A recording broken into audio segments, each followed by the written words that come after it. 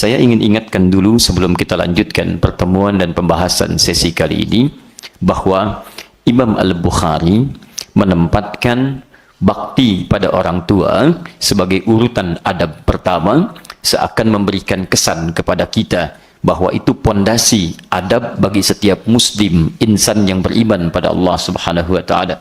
Seakan-akan memberikan isyarat yang tegas bahwa jika pondasi seseorang itu tidak kuat, maka bangunan yang lain itu umumnya akan cenderung tidak kokoh. Pondasi masjid ini bermasalah, maka atap-atapnya tidak akan tegak dengan kokoh, tidak akan menutupi dengan sempurna.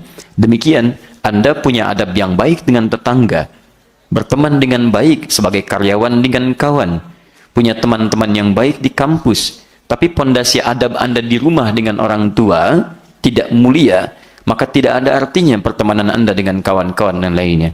Jadi saya pun sering ingatkan, jangan sampai Anda sering ajak ikhwan, akhwat datang ke masjid untuk ta'lim, saat yang bersamaan ternyata Anda masih punya persoalan dengan orang tua Anda. Ada kata-kata yang dengan itu membuat ibunda Anda mengalirkan air mata. Ada perilaku yang dengan itu membuat ayahanda Anda kecewa. Maka dari situlah Imam Al-Bukhari menghadirkan satu pembahasan utama sekaligus sindiran yang teramat tajam bagi kita semua. Dan hati-hati, pembahasan ini bukan asal menempatkan hadis, karena Imam Al-Bukhari juga seorang ahli Al-Quran, juga seringkali beliau menempatkan hadis-hadis serupa dalam pembahasan yang berbeda, karena dalam setiap hadis kadang-kadang mengandung lebih daripada satu makna. Karena itulah teman-teman sekalian, kita sudah awali pembahasan bab ini dengan ayat-ayat Al-Quran, dan kalau Anda masih ingat, Imam Al-Bukhari mengawali ayat bakti pada kedua orang tua, mengambil ayat-ayat Quran, yaitu ayat-ayat yang ditempatkan bakti ini setelah kita menyembah Allah Subhanahu wa taala. Saya pernah sampaikan pada Anda Quran surah ke-17 Al-Isra ayat ke-23 misalnya. Ketika Allah firmankan, wa qadha rabbuka alla ta'budu illa iyyah wa bil walidaini ihsana. Rabbmu telah memutuskan jangan sampai Anda menyembah kecuali hanya pada Allah saja. Setelah itu, baktilah kepada kedua orang tua. Bukankah saya pernah sampaikan juga Quran surah ke-31 Luqman ayat ke-14, wassaynal insana biwalidayhi, kami wasiatkan kepada setiap manusia agar berbakti kepada kedua orang tuanya.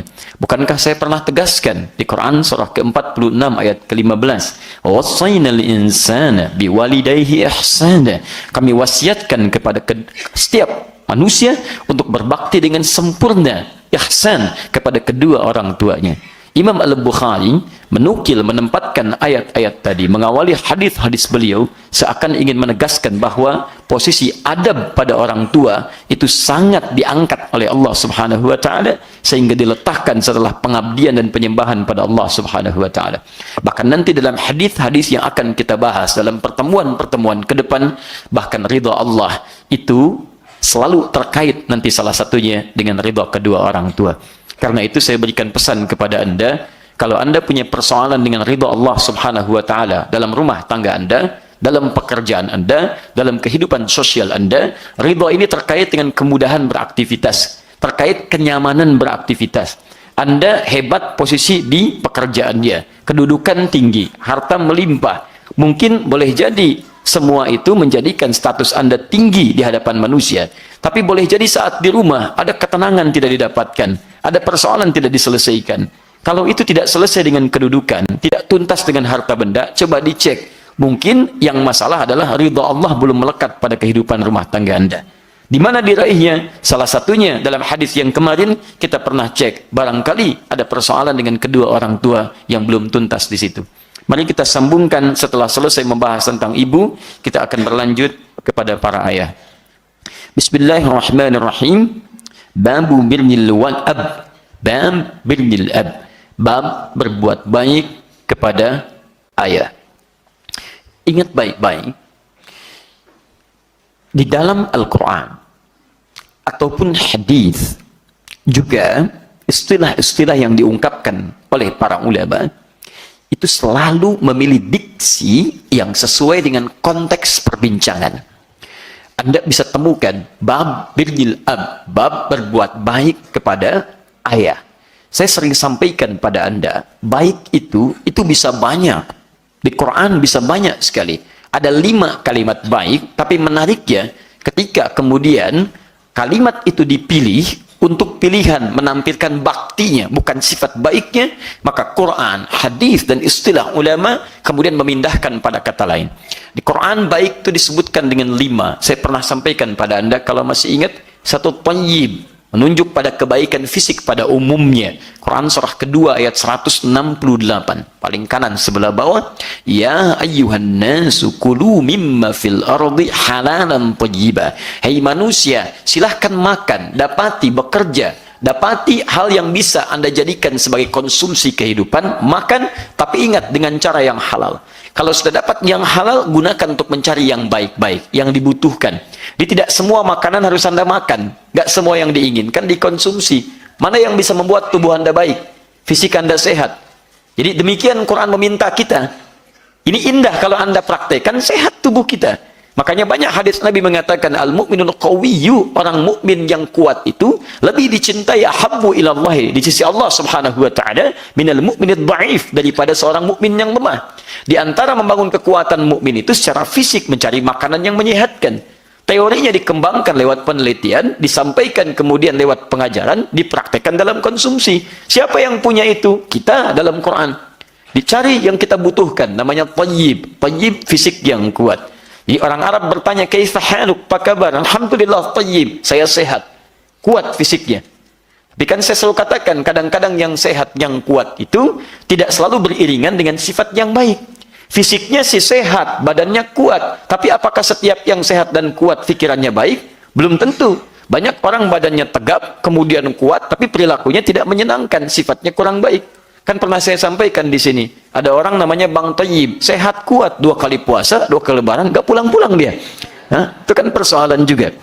Nah kemudian, kalau kita ingin tambahkan sehat kuat, kemudian punya sifat yang baik, sifatnya disebut dengan khair namanya. Khair, contoh Quran surah ketiga Ali Imran ayat 110, paling kiri sebelah atas, kuntum khaira ummah, kalian umat terbaik. Khair diantara makna terbaiknya menunjuk pada sifat. Hei, kata Allah, kalian itu adalah umat terbaik, punya sifat yang terbaik.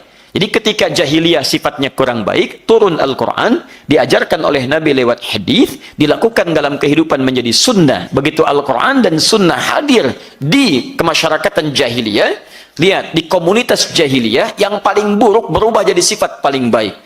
Maka disebut dan diabadikan di Quran, kamu umat terbaik, punya sifat yang paling baik. Jadi ketika jahiliyahnya hilang dan kita beriman, kita itu harus mewarisi sifat-sifat itu.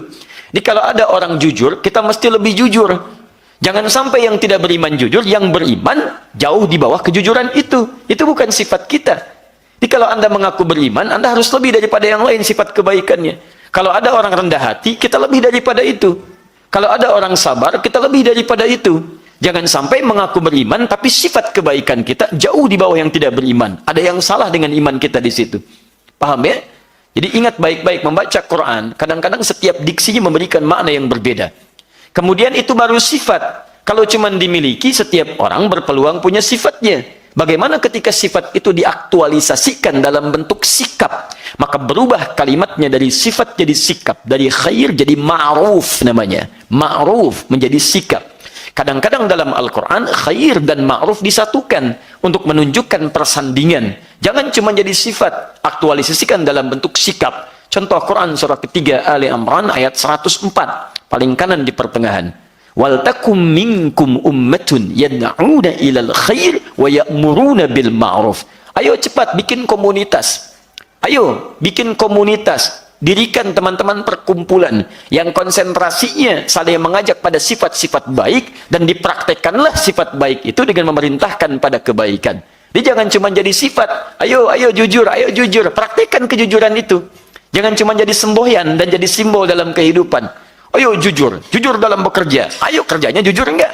Bukan cuma jujur dalam bekerja, bekerjalah yang jujur ketika dipraktekkan. Jelas? Itu ma'ruf namanya.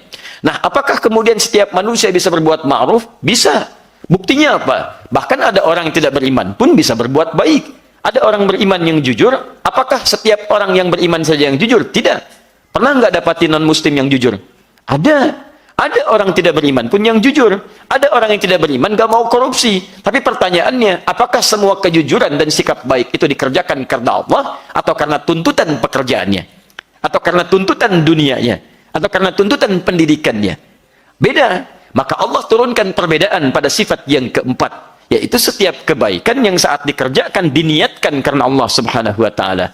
Saya bekerja jujur, bukan karena peraturan menuntut saya jujur, tapi karena Allah memerintahkan saya jujur. Perbuatan itu disebut dengan ihsan namanya. Ihsan. Hadis riwayat Muslim, nomor hadis yang ke-8. Saking pentingnya ini dinukil oleh Imam An-Nawawi dalam kitabnya Al-Arba'in, nomor hadis yang kedua. Ketika ditanya oleh malaikat Jibril, "Mal ihsan?" Kata Nabi, "An ta'budallaha ka'annaka tarah, fa illam takun tarahu fa innahu yarak." Engkau menjadikan seluruh aktivitas sebagai ibadah karena Allah. Seakan-akan kau merasa disaksikan. Kalau tak pun tak mampu melihatnya, yakinkan pada dirimu Allah mengawasimu. Allah mengawasimu. Di orang ini meniatkan segala hal sebagai ibadah karena Allah. Makan karena Allah, minum karena Allah, bekerja karena Allah. Itu yang dimaksud dengan ihsan. Jadi kalau Anda cuma kerja saja, jangankan Anda yang nggak beriman pun bisa bekerja seperti Anda. Uniknya, perusahaannya sama dengan perusahaan Anda. Divisinya sama, jam kerjanya sama, bahkan gajinya tidak beda. Pertanyaan saya, apa yang membedakan Anda dengan orang tersebut di mata Allah Subhanahu wa taala? Bukankah Anda bekerja, dia bekerja? Bukankah Anda manusia, dia manusia? Bukankah Anda dihisab, dia dihisab? Lalu beda Anda apa dengan dia? Perbedaannya terletak kepada bagaimana menjadikan setiap aktivitas kita dalam kerangka iman kepada Allah Subhanahu wa taala. Itu yang disebut dengan ihsan. Saya tanya kepada teman-teman, kalau Anda kedatangan tamu, saya bertamu ke rumah Anda, disiapkan makanan nggak? Halo? Nggak apa-apa, tidak juga nggak ada masalah. Saya tidak marah ya, cuman tanya aja. Kalau saya datang, kira-kira disiapkan makanan nggak? Baik, disiapkan minuman? Alhamdulillah. Kenapa? Karena mau datang, Masya Allah. Kalau cuman karena mau datang, jangankan Anda. Saya bertamu ke rumah non-muslim pun misalnya, akan disiapkan minuman. Karena saya mau datang. Maka apa perbedaannya dengan yang lain itu? Kata Nabi disampaikan, "Man kana yu'minu billahi wal yaumil akhir falyukrim dhaifah." Siapa yang merasa beriman pada Allah dan hari akhir, maka muliakan tamunya. Di memuliakan tamu dengan menghidangkan makanan minuman itu bukan tamunya mau datang, tapi karena Allah perintahkan. Nah, sifat yang keempat itu disebut dengan ihsan namanya. Jelas ya? Makanya sering saya sampaikan, coba lisan kita itu jangan hanya digunakan sebagai lisan pembicara. Bisa nggak gunakan lisan kita sebagai lisan pendakwah? Dakwah itu nggak harus melekat pada seorang ustadz. Antum di kantor, ada teman misalnya. Ketika jumpa misalnya, antum ada rizki, traktir dia, ajak. Ketika disampaikan, "Akhi, saya ada kelebihan rizki nih. Ayo, kita sama-sama makan." Tumben baik. Bukan tumben, tapi Allah memerintahkan saya untuk berbagi dengan Anda. Ketika lisan itu mengeluarkan kalimat Rabbul Alamin, Allah, mungkin itu yang menghunjam kepada hatinya. Boleh jadi dia merenungkan malam harinya.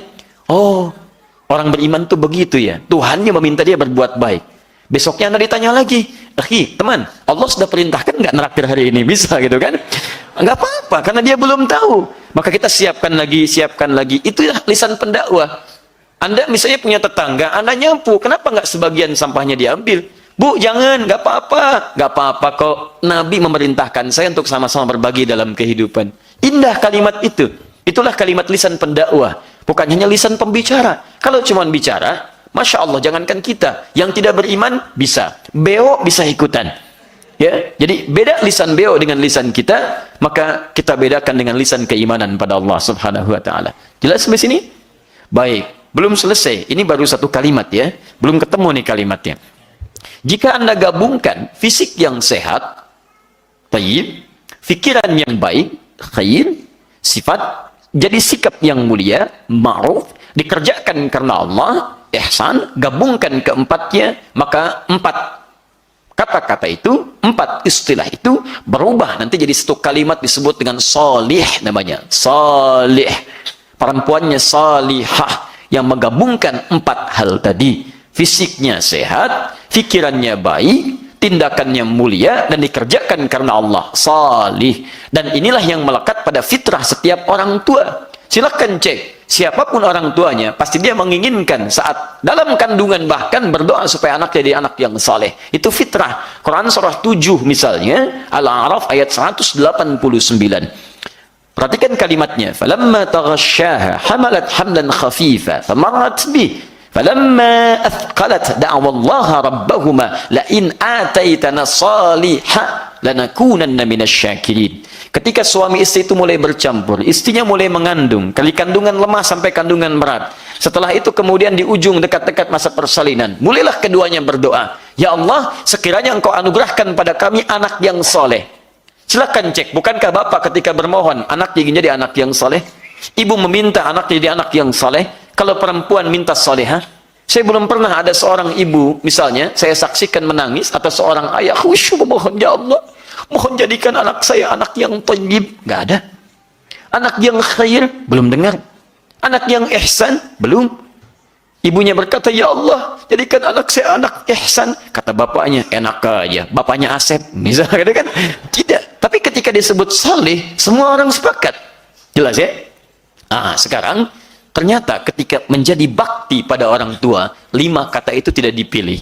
Baik dalam Al-Quran sebagai bakti aktualisasinya, bukan sifat. Baik dalam kemudian hadis ataupun ungkapan-ungkapan dari para ulama mengambil istilah. Yang dipilih ternyata bukan satu di antara 5 itu, ketika menjadi pembuktian bagi orang tua, lebih daripada kelimanya. Diwujudkan dalam bentuk kata birrun namanya. Birrun. Masya Allah. Kalau belajar kitab, sabar ya. Di setiap ada satu huruf, saya akan bahas. Karena di situ ada makna-makna yang berbeda. Termasuk harokat. Kalau dalam bahasa Arab ada harokat yang menentukan makna. Begitu harokatnya penting, saya akan bahas. Sepakat sampai sini? Baik. Jadi sabar ya. Mungkin boleh jadi setahun selesai baru 1 hadis bisa. Ya. Tapi ini kita coba percepat. Ya. Tadi belajar apa dengan Ustadz Adi? Harokat. Luar biasa.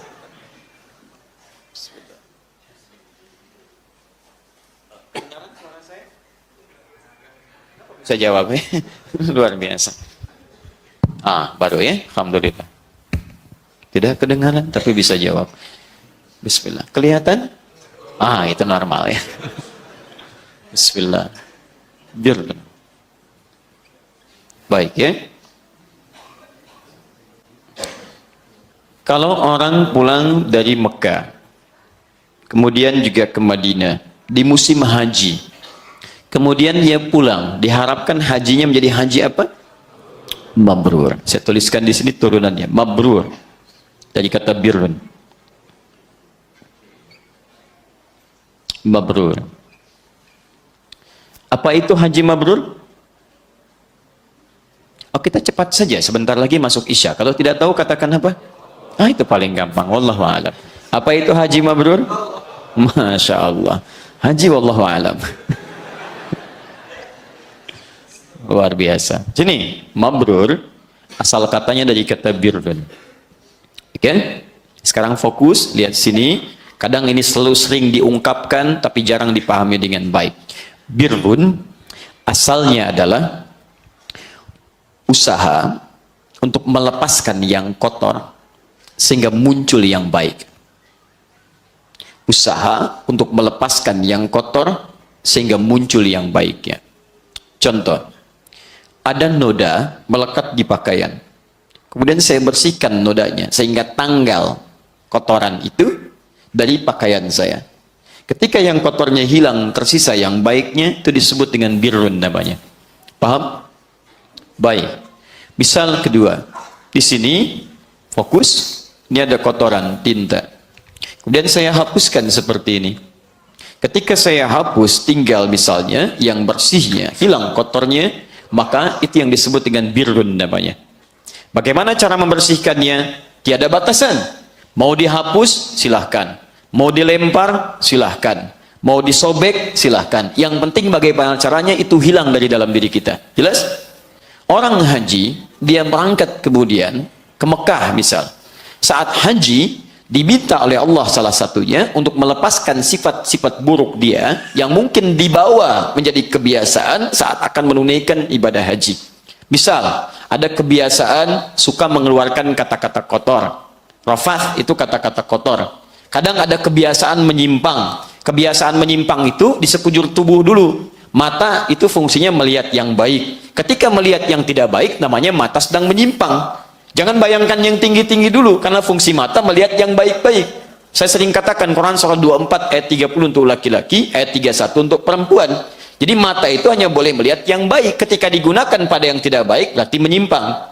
Lisan hanya untuk bicara yang baik. Kata Nabi, man kana yu'minu billahi wal yaumil akhir falyakul khairan aw liyasmut. Siapa yang merasa beriman pada Allah dan hari akhir, yang merasa beriman. Kalau nggak merasa beriman, nggak usah diikuti. Ini hanya untuk yang beriman saja. Jadi kalau anda nggak beriman, tidak usah concern dengan hadis ini. Ini hanya untuk yang beriman. Tapi kalau anda beriman, maka lisan anda diikat oleh hadis ini. Kata Nabi, cukup katakan yang baik. Kalau tidak, diam. Makanya orang beriman itu akan mencari kosakata terbaik. Silakan cek. Jadi kalau anda lisannya sedang berkata yang tidak baik, berarti ada masalah di iman anda. Ada persoalan. Jangan katakan saya ngaji Quran. Jangan katakan saya kembali kepada sunnah. Jangan katakan salat saya khusyuk. Jangan katakan iman saya semakin menguat kalau saat yang bersamaan ada masalah dalam etika yang menetap dan melekat pada lisan anda misalnya. Karena itu dijaga oleh Allah lisan kita, diprotektif dari hal-hal yang tidak baik supaya kualitas iman kita meningkat. Misal turun Quran surah ke-49 dari ayat misalnya yang ke-11-nya. Ya ayyuhalladzina amanu, pakai iman, hei orang yang merasa beriman, la yaskhar qaumin qaum, dilarang untuk saling mencela. Ya ayyuhalladzina amanu sampai ayat 12-nya. La yaghtab ba'dukum ba'dha, dilarang saling bergosip, Bu. Enggak boleh bicarakan orang. Bu katakan, saya tidak Ustaz, alhamdulillah, tidak seperti ukhti itu tuh, sama. Ya. Jadi kita diprotektif tuh. Ya, bawa. Saat haji diingatkan lagi, kebiasaan-kebiasaan itu harus diselesaikan.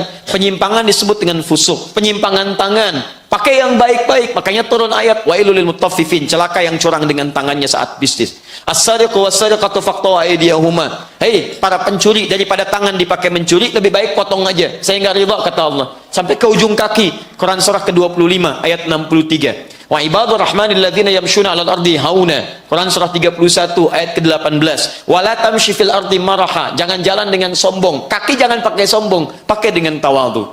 Nah, penyimpangan disebut dengan fusuk. Perdebatan disebut dengan jidal. Kata-kata kotor, perbuatan yang tidak baik disebut dengan rafath. Turunlah Quran surah ke-2 Al-Baqarah ayat 197, paling kanan sebelah atas. Al-hajju ashhurum ma'lumat. Faman farada fihinna al-hajja fala rafatha. La rafath. Jangan berkata yang kotor. Rafath, buang. Wala fusuqa, jangan menyimpang lagi. Fusuk, buang. Wala jidal, senang berdebat, senang bertengkar, berselisih dan sebagainya. Jadi kalau anda pulang haji jadi hebat dalam berdebat, apa faedah haji anda? Kalau anda pulang umrah, pulang haji hebat dalam menyelisih orang lain, apa faedah ibadah anda? Kalau anda pulang haji hebat dalam mencela orang, apa faedah ibadah anda? Pulang haji aja ketika mencela ditolak oleh Quran, apalagi anda pulang taklim langsung mencela orang? Silakan cek, pulang haji mencela ditolak oleh Quran, anda pulang taklim sudah jagoan mencela orang, anda siapa? Jelas ya? Coba digunakan sedikit logika kita untuk bisa memahami dengan baik dan iman kita untuk menguatkan logika itu. Paham sampai sini?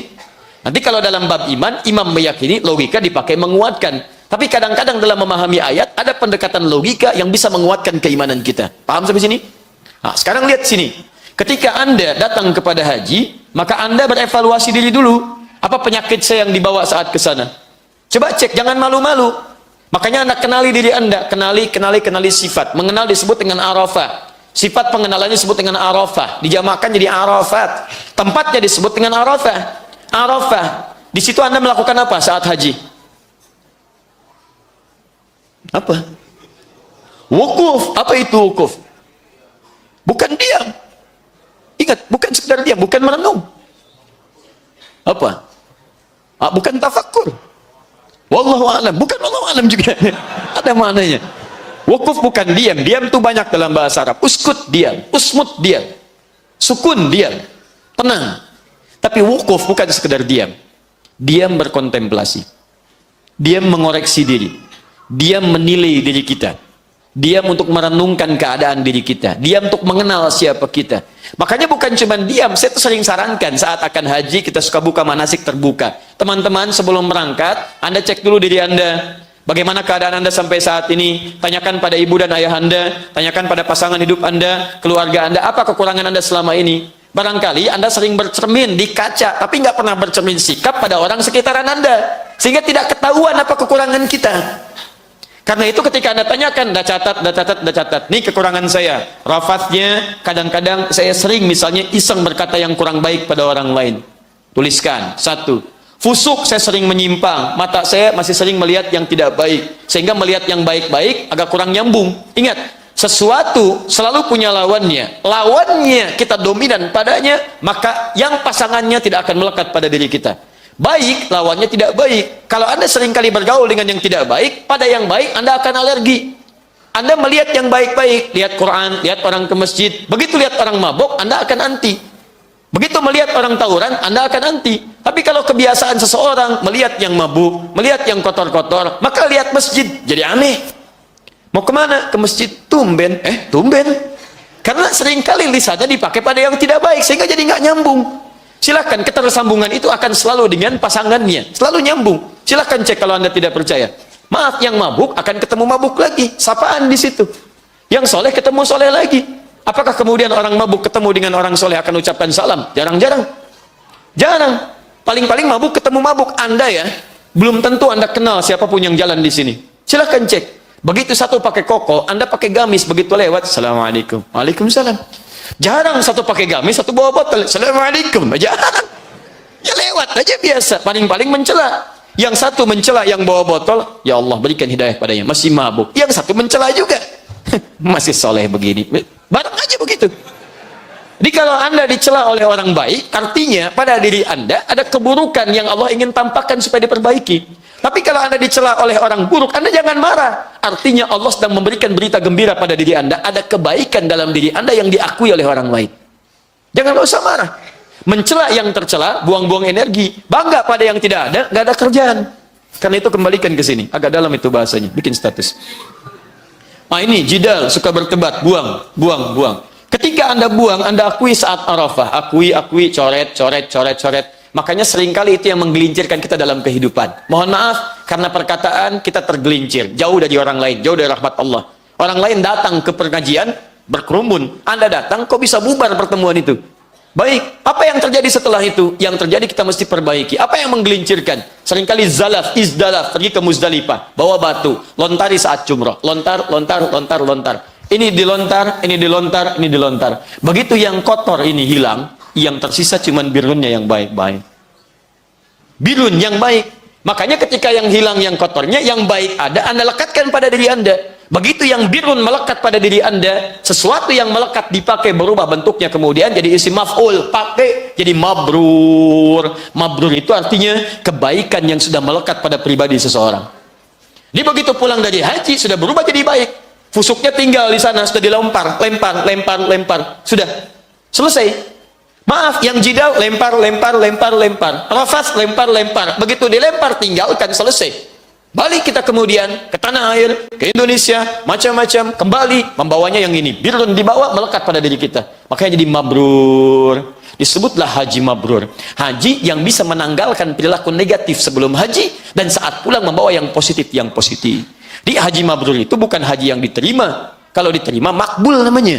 Haji mabrur itu adalah haji yang bisa merubah keadaan kita, pribadi kita jadi lebih baik. Disebutlah kemudian jadi haji mabrur. Muncullah ungkapan di lisan orang Arab melalui petunjuk dari Allah Subhanahu wa taala. Mungkin tadawul itu jadi kebiasaan di lisan orang Arab untuk menjaga kebiasaan ini. Makanya kalau ada orang-orang sedikit menyimpang misalnya dari tindakannya setelah dia berhaji, khawatir pahala hilang lagi. Khawatir kebaikan itu hilang lagi. Makanya diingatkan dengan kalimat haj. Ya haj. Masya Allah. Pak Haji, Bu Haji.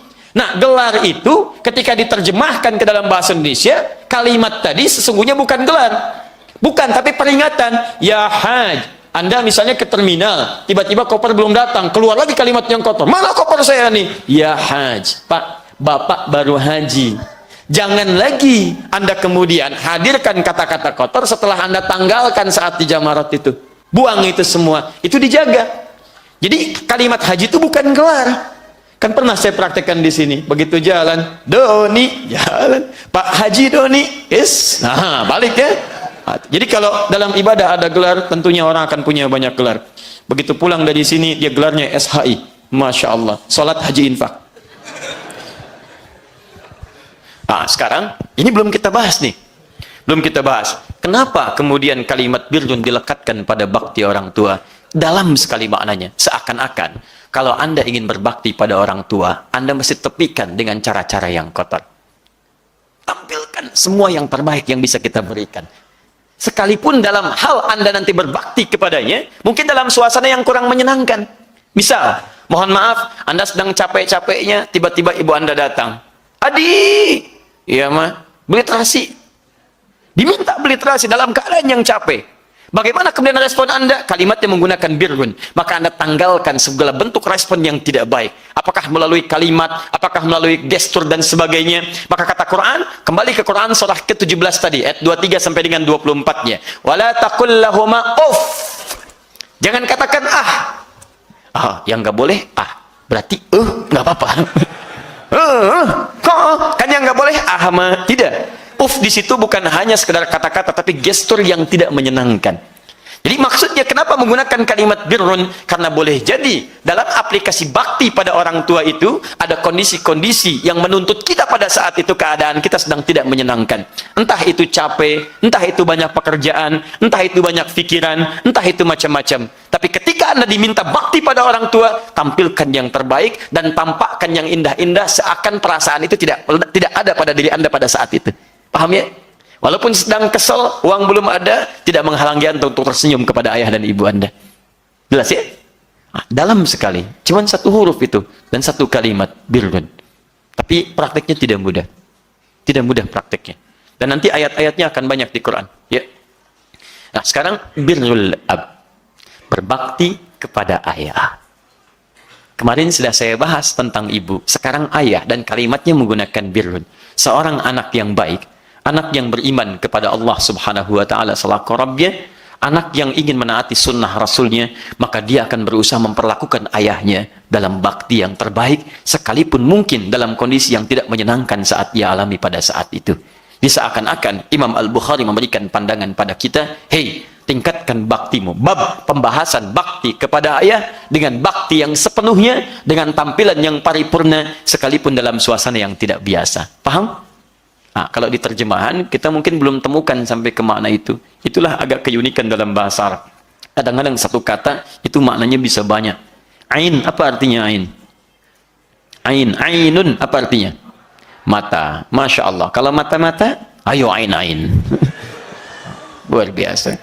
Banyak ain itu bisa ada 1000 kata, 1000 makna dalam bahasa Arab. Saya pernah di pesantren, ada kisah ini, nyata kisahnya.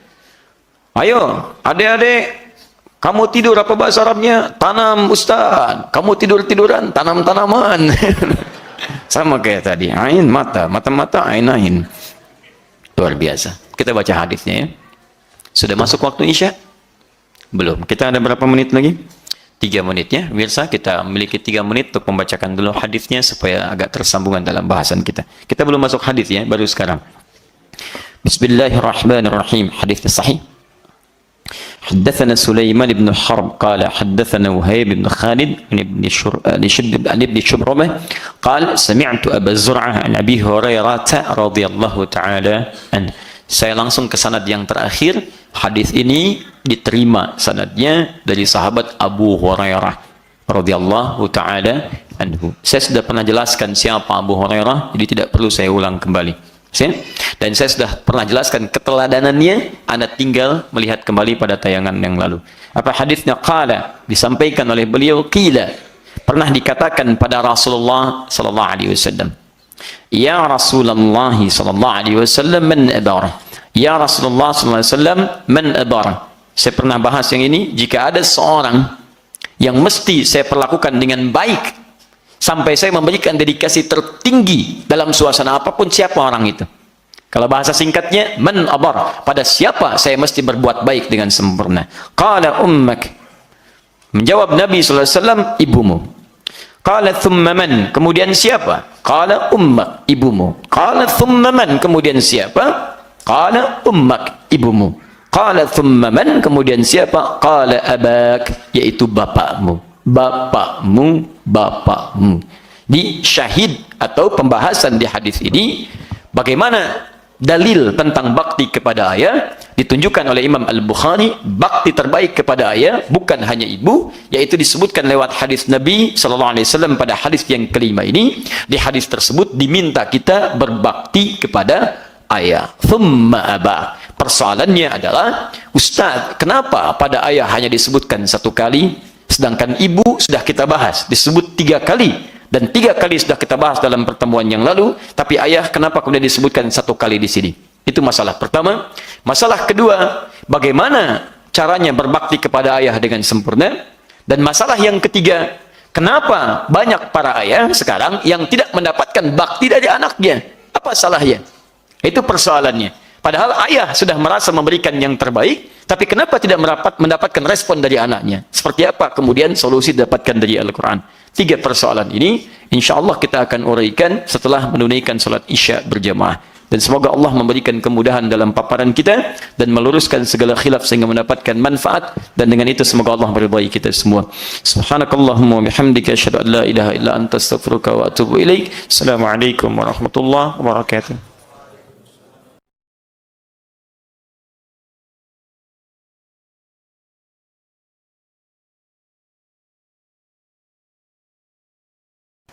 Alhamdulillah, wassalatu wassalamu ala rasulillah wa ala alihi wa sahbihi wa man wala, wa ba'd.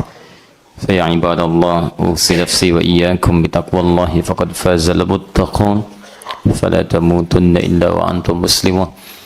Saudara-saudariku, alhamdulillah kita telah menunaikan salat Isya berjamaah.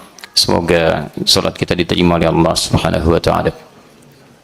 Kita lanjutkan bahasan kita, dan sekarang sudah mulai masuk pada inti hadisnya. Setelah diketahui bahwa Allah dan Rasulnya menuntut kita untuk menghadirkan bakti terbaik pada orang tua, sekalipun dalam kondisi yang mungkin sulit untuk menampilkan itu, tapi kita diminta untuk berusaha maksimal seperti orang tua kita memberikan yang terbaik saat kita kecil. Maka kita teruskan bahasannya sekarang, bagaimana cara menampilkan bakti itu kepada ayahanda kita. Sebelum saya mulai bahasan itu, maka saya ingin coba bacakan satu hadis lagi yang senafas dengan yang tadi, tapi ada penekanan kalimatnya. Karena hadis 5 dengan ke-6 itu memiliki kemiripan, tapi ada perbedaan diksi untuk penekanan di situ. Saya bacakan dulu, setelah paham baru kemudian kita uraikan. Hadis yang ke-6, derajatnya sahih. Haddatsana Bishr bin Muhammad qala akhbarana Abdullah qala akhbarana Yahya bin Ayyub qala haddatsana Abu Zur'ah an Abi Hurairah radhiyallahu taala anhu. Perhatikan baik-baik, nanti ada pesan ilmu hadis di sini yang ingin saya sampaikan pada teman-teman sekalian, dan disinilah nanti penting bagi kita untuk memaknainya.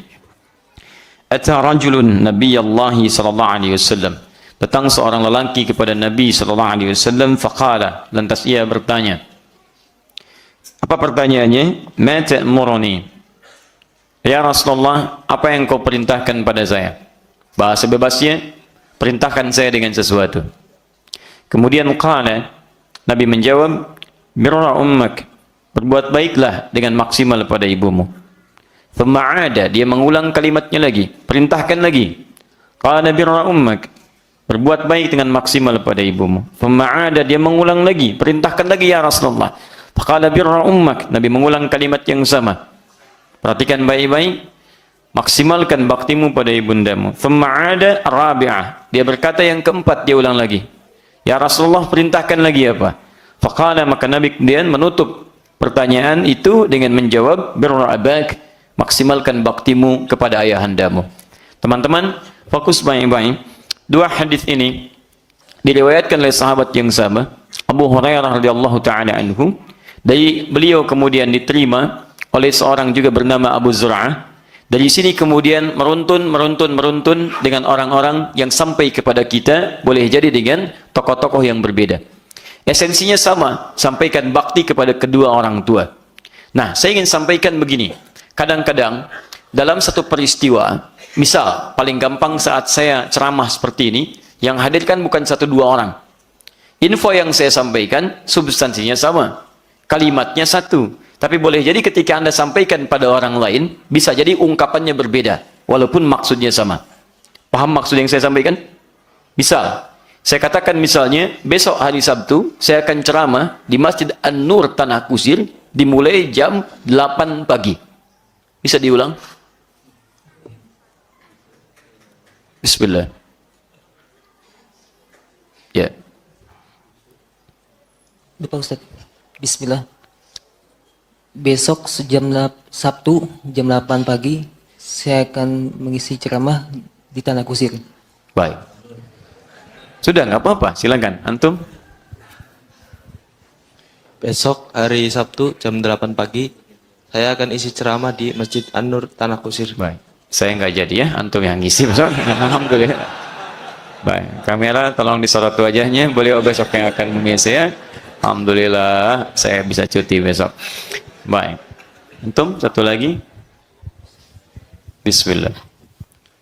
Besok Sabtu saya akan ceramah di Masjid An-Nur. Oh, Masya Allah. Banyak yang ceramah di An-Nur. Jam 8 pagi. Baik. Boleh ke belakangnya satu lagi. Besok jam 8 Ustadz Adi akan mengisi acara di Masjid An-Nur Tanah Kusir. Antara cari selamat dengan kalimat yang berbeda. Itu tipis bedanya. Baik, teman-teman, fokus ini. Esensinya kan sama. Cuman setiap orang bisa mengungkapkan dengan kalimat-kalimat yang berbeda. Ini saya mau maksudkan bahwa kadang-kadang saat Nabi menyampaikan informasi, yang hadir bukan 1-2 orang. Nanti ada yang hadir mungkin 1 orang saat sedang berdua. Nabi dengan seorang sahabat. Misal Nabi sedang dengan Abu Bakar radhiyallahu taala anhu. Nabi sedang dengan sahabat Umar bin Khattab radhiyallahu taala anhu. Tapi juga tidak sedikit Nabi menyampaikan kalimat yang hadir banyak orang. Karena itu, Anda jangan heran kalau menerima satu hadis dengan makna yang sama diriwayatkan dengan lafaz-lafaz yang berbeda. Kadang-kadang satu lafaz dengan yang lainnya bukan hanya mengabarkan substansi yang sama, tapi saling menguatkan di situ akan esensi makna yang disampaikan. Jelas sampai sini? Maka biasanya kalau hadis-hadis sahih diriwayatkan oleh banyak orang dan banyak orang itu saling menyempurnakan dalam lafadznya dengan ungkapan yang sama, ini menunjukkan kekuatan hadis itu luar biasa. Maka biasanya disebut dengan mutawatir. Mutawatir diriwayatkan oleh orang sekumpulan yang banyak yang mustahil atau tidak memungkinkan bagi mereka untuk berdusta satu dengan yang lainnya. Paham sampai sini? Baik. Maka hadis 5 dengan 6 itu substansinya sama, tapi dari kesamaan ini yang ke-6 itu menekankan kalimat birrunnya, tidak sekedar kalimat abunnya. Pada hadis yang ke-5 yang disebutkan cuma ummak abak. Tapi hadis yang ke-6 menegaskan kalimat birrunnya. Birra ummak, birra ummak, birra ummak, birra abak. Seakan-akan hadis yang ke-6 ingin menguatkan pada yang ke-5. Kalau Anda menemukan hadis dengan redaksi yang ke-5, jangan simpulkan sekedar berbuat baik kepada ibu dan ayah dengan kebaikan biasa. Baca juga yang ke-6. Karena boleh jadi ada yang menemukan hadis ini tanpa tulisan babnya. Ini maksudnya. Kan Imam Al-Bukhari yang menuliskan bab birrul ab, bab berbuat baik dengan maksimal kepada ayah. Dari mana kalimat birrun ini ditemukan oleh Imam Al-Bukhari? Padahal bisa beliau mengatakan bab lil ab, bab berbuat baik kepada ayah. Karena babnya tentang perbuatan baik pada orang tua. Ditemukan dari hadis yang ke-6-nya. Ini yang saya sebut Imam Al-Bukhari faqih dalam urusan ini. Karena paham, kalau nggak paham mustahil dicantumkan kalimat ini. Maka dari itu, kalau Anda menemukan hadis misalnya terpisah, tercecer hadisnya, tidak ditemukan babnya, cuma menyebutkan man abar, pada siapa berbuat baik, ummak, thumma abak, ibumu, kemudian bapakmu. Maka bagaimana cara berbaktinya? Jangan cuma sekedar disebutkan berbakti pada ibu, tapi keluarkan kembali hadis nomor 6 untuk menegaskan cara berbaktinya mesti maksimal dengan menyaring situasi yang tidak menyenangkan tadi. Kalimatnya birrun. Paham di sini? Baik. Sekarang mari kita mulai bahasannya. Bismillahirrahmanirrahim. Teman-teman sekalian, di dalam Al-Quran, seorang ibu dengan ayah itu ditampilkan oleh Allah kewajiban dan sisi perawatan kepada anaknya dengan tampilan yang luar biasa. Kekhususan yang melekat pada keduanya tidak ditemukan satu dengan yang lainnya. Ibu memiliki 3 kekhususan, ayah memiliki 1 kekhususan. Apa yang melekat kepada ibu? Teman-teman sekalian, ada 3 hal yang kemarin saya sebutkan yang tidak dimiliki oleh ayah. 1, mohon izin, adalah mengandung. Ngandung dulu Pak, setelah ngandung baru disusui gitu kan, setelah lahir. Baik, mustahil ada orang belum lahir sudah disusui gitu kan. Baik, satu, mengandung. Kedua, melahirkan. Dan ketiga, menyusui. Jelas ya? Mengandung, Quran misalnya surah ke-31 ayat ke-14, Quran surah ke-46 ayat ke-15, Quran surah ke-7 ayat 189. Melahirkan dan menyusui, Quran surah kedua ayat 233. Semua melekat pada ibu, sedangkan ayah tidak mengalaminya. Hal yang melekat pada ayah dan tidak dibebankan kepada ibu, itu ditemukan satu diantaranya. Quran surah keempat ayat 34, paling kiri sebelah atas. Apa itu? Mencari nafkah, memberikan nafkah. Ingat, bukan kerja, tapi nafkah. Karena nanti ada perbedaan antara nafkah dengan kerja. Ada perbedaan spesifik di sana. Seorang ibu ingin menyalurkan bakatnya. Misal, dia seorang dokter. Misal, yang hamil siapa? Perempuan. Yang melahirkan siapa? Masa yang melahirkan perempuan yang nangani laki-laki? Ya kan? Maka alangkah baiknya kalau ada dokter perempuan memeriksa kandungan yang perempuan, kemudian membantu kelahirannya perempuan dan sebagainya, sehingga di situ tercipta kenyamanan antara yang melahirkan dengan yang membantu melahirkan di dalamnya. Misal, ada seorang dokter perempuan, dia ingin menyalurkan kemudian bakatnya, menyalurkan pengetahuannya Allah titipkan kepadanya. Tidak ada persoalan di sini, sepanjang tidak mengganggu tugasnya sebagai seorang ibu di rumahnya dengan 3 fungsi dan turunan yang lainnya. Tapi persoalannya untuk nafkah tidak, nafkah hanya pada ayah. Lihat bedanya ya, lihat perbedaannya. Apa perbedaan nafkah dengan kerja? Halo? Nah, satu kalimatnya, yang pertama nafkah, kedua kerja, gitu kan? Yang kedua esensinya. Perhatikan sini. Kelihatannya sama-sama kerja, tapi nanti dalam hal rizki bisa berbeda. Satu, nafkah. Ini agak dalam ya. Kedua, kerja. Kelihatannya ini dengan ini sama-sama bekerja, tapi lihat nilainya. Misal di rumah ada 5 orang. Ayah, kemudian ibu, misal saja, dan 3 orang anak. 3 anak. Nafkah ketika dituntut oleh Allah Subhanahu wa taala itu hanya pada ayah, suami, tidak pada istri.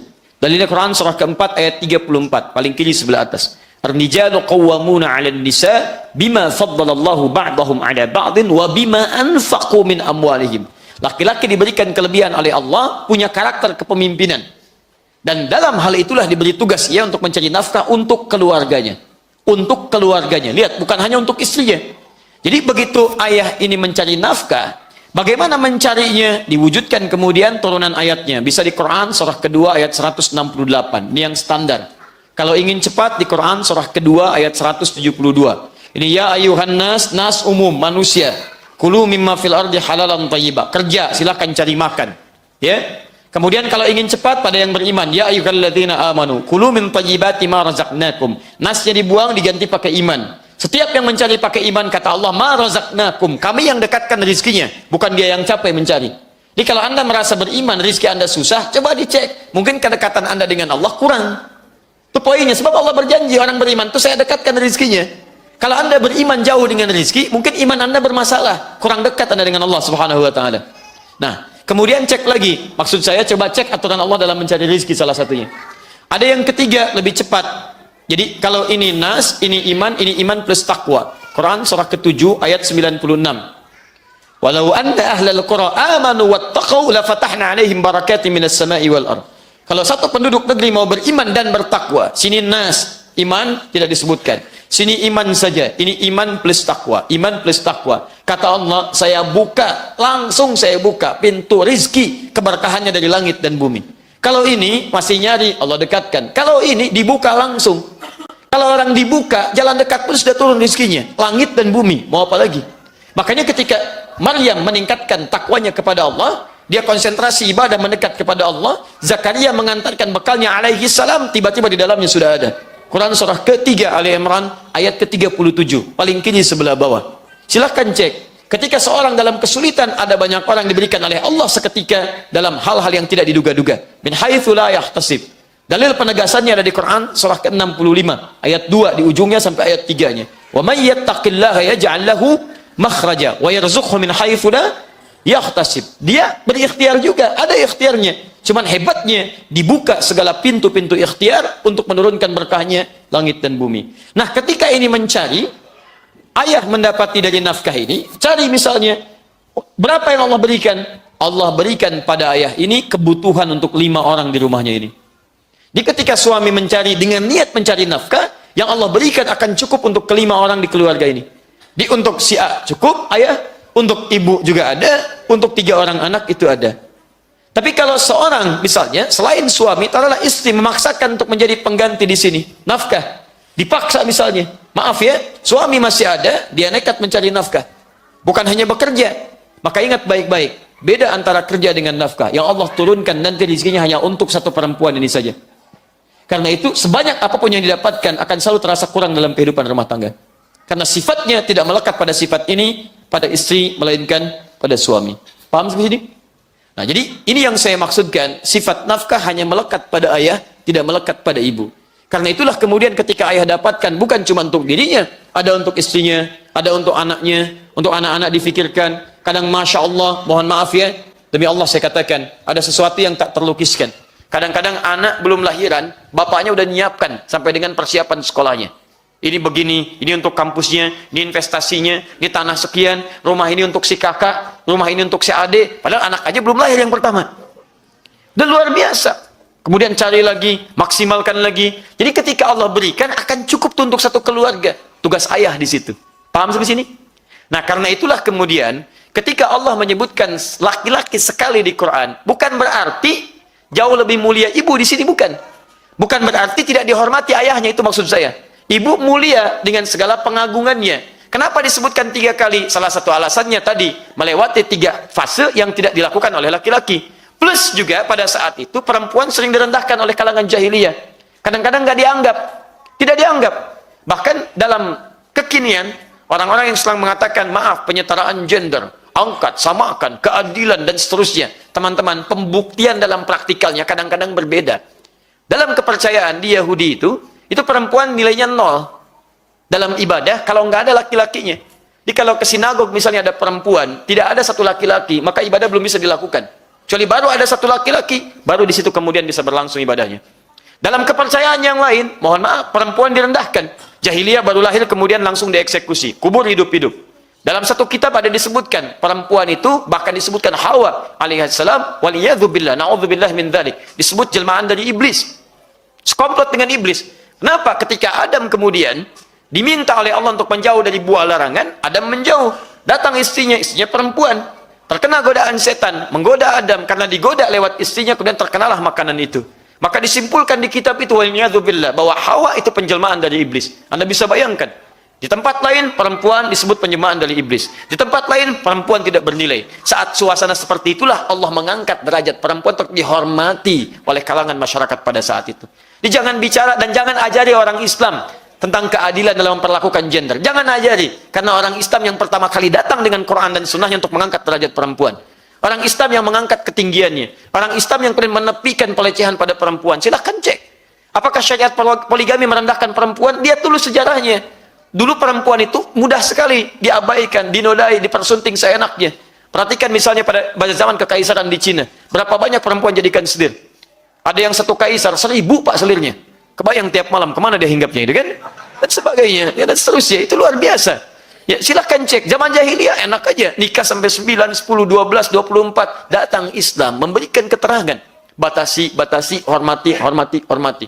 Dulu nggak punya hak untuk warisan. Begitu masuk dalam nilai keislaman, berikan haknya. Berikan haknya. Di Islam datang tuh mengangkat martabat, mengangkat. 3 kali di sini punya 2 konteks penilaian. Konteks pertama menghormati nilai kemuliaan perempuan yang tidak dimiliki laki-laki. Konteks kedua mengangkat harkat perempuan dalam kalangan masyarakat pada saat itu. Jelas sampai sini? Nah, laki-laki pun ditetapkan oleh Allah kemuliaannya. Apa itu kemuliaannya? Walaupun disebutkan sekali, tapi sekali ini punya peran terhadap perempuan plus seluruh anggota keluarganya. Silakan. Jadi seakan-akan satu ini sama dengan berbanding 3. Bahkan bisa lebih. Jadi jangan katakan ketika ibu misalnya 3, Anda katakan berarti lebih unggul perempuan, kata ibu-ibu, dibandingkan laki-laki. Maka Anda punya alasan di sini. Satu ini bahkan melebihi 3 kemuliaan ibu. Karena langsung berisi kepada anak-anaknya. Paham sampai sini? Maaf Bu ya, edisi kemarin kan saya angkat Ibu. Sekarang kita gantian ya. Nanti setelah itu disamakan pada hadis yang ketujuh. Statusnya jadi sama ya. Jadi kan ini kita bolak-balik dulu ya supaya ada gairah kita untuk belajar. Baik. Paham sampai sini? Jadi walaupun disebutkan sekali, Anda jangan di situ kemudian pesimis, ya cuman sekali.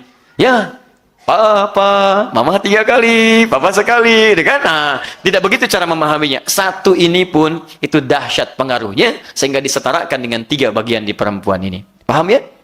Nah, tapi jangan jadikan dalil ini kemudian Anda untuk mengungkapkan dengan cara yang berbeda. Seperti saya sampaikan dulu ya. Anak pulang dari sekolah, ayo sampaikan pada ibumu. Hadis untuk berbakti kepada siapa? Ibumu. Pada siapa lagi? Ibumu. Pada siapa lagi? Ibumu. Ah, siapa lagi? Ayahmu. Masya Allah. Ayah ada berapa? 1. Ibu ada berapa? 3. Bilang sama mama. Masya Allah. Ah, ini saya tidak sampai ke situ bahasannya. Kita belum sampai. Kita masih di sini aja. Baik ya. Bismillah. Saya pernah ditanya, Ustadz, kenapa perempuan tidak boleh menikah dengan lebih daripada 1 pria? Baik ya, bukan hanya persoalan bin ya Pak, tapi di Quran laki-laki disebut imam. Ar-rijalu qawwamuna 'alan nisa.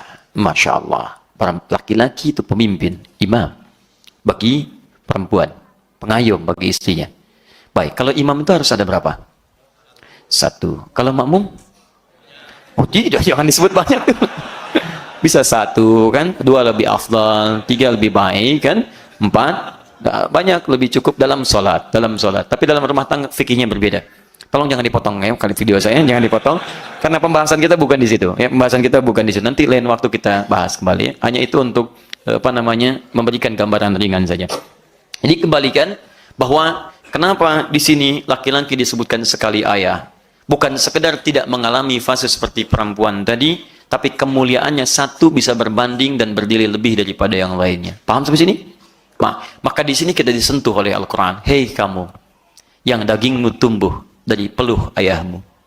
Hei kamu, yang suksesmu tumbuh dari keringat bapakmu, dari cangkulan tangan bapakmu, dari keringat yang mengalir dan kerontang ia dalam mencari untuk mencukupkan kebutuhanmu. Sekarang kamu telah tumbuh dewasa, punya penghasilan sendiri, bahkan dianggap sukses melebihi yang lain. Dalam keadaan demikian, masihkah engkau ingat tentang perjuangan orang tuamu itu, terkhusus ayahandamu? Karena itu teman-teman sekalian, mari kita lihat di sini uraian ayat-ayat Al-Quran yang barangkali belum dicantumkan di hadis ini karena membahas tentang hadis. Saya ingin turunkan beberapa bagian betapa Allah Subhanahu wa taala mengingatkan kita bagaimana perjuangan orang tua atau ayah mencari nafkah untuk kita semua. Baik teman-teman sekalian, sesi yang kedua, setelah paham kenapa disebutkan sekali, maka kita mulai pada sesi yang kedua. Perjuangan mencari nafkah orang tua tidak hanya sekedar untuk istrinya, bahkan untuk anak-anaknya. Mendapatkan porsi pembahasan yang sangat luar biasa dalam Al-Quran. Bahkan, mohon maaf, tidak jarang porsi itu pun disandingkan dengan penekanan dari ayah untuk memberikan perhatian kepada anak-anaknya dalam masa untuk pencarian nafkah yang dimaksudkan. Saya mau masuk kepada nafkah dulu. 1. Perhatikan baik-baik. Quran sudah dituliskan. Surah keempat ayat 34. Turunannya Quran surah kedua ayat 168. Turunannya Quran surah kedua ayat 172. Turunannya Quran surah ke-7 ayat 96. Teori umumnya di Quran surah ke-51 ayat 22. Ini sudah sering saya bahas. Sudah? Lalu diberikan kepada anak. Fokus. Bahkan dimulai sejak dalam kandungannya. Dimulai sejak dalam kandungan. Dipersiapkan Quran surah ketiga Ali Imran. Saya langsung contoh Imran menyiapkan Maryam. Ayat 35 sampai 37. Jadi ketika istrinya bernazar, suaminya menyiapkan untuk mewujudkan nazarnya. Kemudian saat dilahirkan, sudah menyiapkan nafkahnya. Quran surah kedua ayat 233 sampai usia 2 tahun. Saat dia menjelang baligh, bahkan yang menyiapkan pendidikan, bapaknya mencari lagi. Quran surah ke-31 ayat 13 sampai dengan ayat ke-19-nya. Sudah? Saya percepatlah. Bahkan ketika dia mau menikah pun, bapaknya juga yang masih menjadi wali baginya. Bahkan bukan sekedar wali. Siapa yang paling pusing untuk memikirkan tempatnya? Siapa yang paling pusing untuk bisa mengundang orang-orang sekitarannya? Siapa yang paling pusing untuk mendiskusikan bagaimana acara berlangsung dengan lancar? Quran surah kedua Al-Baqarah ayat 221-nya. Bahkan ketika rumah tangga bermasalah, siapa kadang-kadang yang jadi tumpuan untuk menjadi pengayom dan memberikan perlindungan dalam rumah tangganya? Quran surah keempat ayat 35. Sudah? Maksud saya, kalau Anda sedang punya masalah dengan ayah, cobalah ingat-ingat ayat-ayat ini, sehingga membuat kita sudah lebih banyak merenung dibandingkan mempersoalkannya. Pertama, mari kita lihat. Ayah diminta oleh Allah untuk mencari nafkah. Rizki diturunkan dari langit, diatur oleh Allah, dijanjikan diberikan. Quran surah ke-51 ayat ke-22. Tadi saya bacakan, wa fis samai rizqukum wa ma tu'adun. Di langit rizki kalian sudah ditetapkan, dijanjikan akan diberikan. Kita tinggal di bumi, maka diturunkanlah ke bumi. Tugas ayah kemudian mencari rizki di bumi itu untuk dibawa kemudian ke rumah untuk didapatkan bagi kita semua. Bumi itu bukan cuma sekedar Taman Permata Cikunir. Bumi bukan cuma Bekasi. Mohon maaf teman-teman, Jakarta juga bumi, Sumatera juga bumi, Papua juga bumi, Malaysia juga bumi, Amerika bumi, Afrika juga bumi. Amerika bumi, Afrika juga bumi, Anda bayangkan. Jadi orang tua itu bapak diminta cari rezeki di bumi. Kadang-kadang tinggal di Bekasi, tapi apakah maaf teman-teman, rezeki itu ada di Bekasi. Barangkali turunnya bukan di Bekasi. Tinggal di Bekasi, turunnya misalnya di Tanah Abang. Tinggal di Tanah Abang, turunnya di tanah orang. Ada yang di Sumatera. Ya. Tinggalnya di Bekasi, rezekinya di Papua, teman-teman sekalian. Yang di Bekasi saja, maaf, tinggal di kota, rezeki di kabupaten. Apa dari kota ke kabupaten begitu mudah? Kadang-kadang hujan, kadang-kadang belum ada perangkatnya, kadang-kadang bergelut dengan debunya. Itu baru yang dekat, apalagi yang jauh. Jadi kalau Anda punya masalah dengan bapak, mau kemudian marah, Anda mikir dulu. Anda tumbuh seperti ini, dari mana asalnya? Anda kuat begini, dari mana asalnya? Apa jangan dikira bapak datang bawa uang saja? Bagaimana perjuangannya dalam mewujudkan uang itu bisa didapatkan? Paham sampai sini? Jadi, Anda aja mau ke ta'lim, dapatkan hujan, perjuangan demikian. Lain kali, saat Anda berangkat kemudian hujan, coba pikir-pikir bagaimana ayah kita mencari dalam suasana seperti itu. Itu poin pertamanya. Baik, apakah kemudian langsung dapat? Tidak, karena ada aturan. Kata Allah yang dicari hanya yang halal saja. Quran surah kedua ayat 168. Ya ayuhan nasu kulu mimma fil ardi halalan thayyiban. Apa dikira mencari rezeki yang halal itu mudah? Belum tentu. Banyak tantangannya, banyak godaannya. Kadang-kadang berseliweran dengan tantangan. Ada yang ingin menyungkurkan, ada yang ingin menyingkirkan. Anda mau kerja, peluangnya berhadapan dengan berapa orang? Seperti Anda punya peluang untuk mencium Hajar Aswad. Apa cuma Anda aja yang nyium? Tidak. Kanan kiri banyak orang yang mau nyium. Kadang-kadang bagaimana cara menciumnya? Tidak mudah perjuangannya. Ada yang dorong, menyingkirkan, menyungkurkan, nabrak macam-macam. Dan kebanggaannya luar biasa ketika mendapatkan itu. Masya Allah, cerita sana, cerita sini. Perjuangannya seperti itu, tawaf berputar. 7 kali. 7 kali. 7 hari dalam sepekan. Anda berputar, sambil berzikir, sambil memohon. Dan dibatasi. Nggak boleh yang haram ya. Harus yang halal, harus yang halal, harus yang halal. Bahkan diancam. Ketika seorang orang tua bawa nafkah ke rumah dengan yang haram, maka yang haram itu akan masuk ke dalam perut setiap anggota keluarganya, bukan cuma menjadi benih-benih neraka, tapi akan menutup segala pintu-pintu pengabulan doa. Ingat baik-baik, karena Nabi pernah mengisahkan seorang lelaki, thumma dzakara rajulan, Nabi mengisahkan seorang lelaki, yutilus safara, menempuh perjalanan cukup panjang, asy'atha aghbara, sampai tampilannya begitu dekil dan kumal. Yamuddu yadayhi ila sama, mengangkat tangannya ke langit, fayaqulu ya Rabb, ya Rabb. Dia menyebut al-asmaul husna dalam doanya. Seharusnya 3 kali lebih cepat dikabulkan dari orang biasa. Karena doa di perjalanan panjang cepat dikabulkan. Doa mengangkat tangan cepat dikabulkan. Doa menyebut al-asmaul husna diawali dengan itu cepat dikabulkan dari yang biasa. Dia melakukan ketiganya, kata Nabi, anna yustajabu lidzalik, tidak akan dijawab doanya. Bagaimana bisa dijawab? Mustahil, mustahil. Kenapa? Mat'amu haramun, makanannya haram. Mashrabu haramun, minumannya haram. Malbasu haramun, pakaiannya haram. Wa ghudhiya biharamin, dan dia diberi makan dengan cara yang haram. Nih, teman-teman. Apa ini? Kelas. Kalau saya buka, bisa saya masukkan spidol? Bisa. Uang saya masukkan, spidol, koin emas. Tapi kalau begini, apa yang mau saya masukkan? Begitu saya masukkan, ini mental. Itu masalahnya. Jadi kalau orang makan yang haram, itu nutup tuh. Pintu-pintu kebaikan tertutup. Makanya yang pertama kali terjadi, kemalasan dalam hal yang baik. Quran surah ke-6 ayat 25. Wa fi adhanihim waqra. Di telinganya ada sumbatan. Ingat tadi, baik lawannya jelek. Kalau sudah ketutup, yang jeleknya yang muncul. Jadi dengar yang baik gak bisa. Kurang apa lagi? Ini rumah dia, ini masjid. Speaker masjid ke sini ke dia. Ya, tapi adzan gak kedengaran. La ilaha illallah gak nyambung pada diri dia. Tapi konser musik mudah aja datang. Bahkan beli itu. Anda bayangkan tiket 6 juta dibeli, berangkat lagi. Berkilo-kilo dia tempuh, jalan. Jauh-jauh hari sudah sold out. Tiket taklim gratis. Ada snacknya. Ustaz datang sendiri, nerangin sendiri, nulis sendiri, ngapus sendiri, direkam. Masya Allah. Belum mau datang juga. Ini persoalannya di mana? Kembali, mungkin cek. Kalau di keluarga ada kemalasan dalam ibadah, coba cek antum kerjanya apa sih? Kerjanya apa? Kan ada batasan. Yang haram jangan dibawa. Ketika dibawa yang haram ke rumah, itu dia. Wa fi adhanihim waqra. Di telinganya sumbatan. Matanya ada pandangannya terhalang di situ. Wa ala absarihim ghisyawa. Itu yang repot. Paham ya?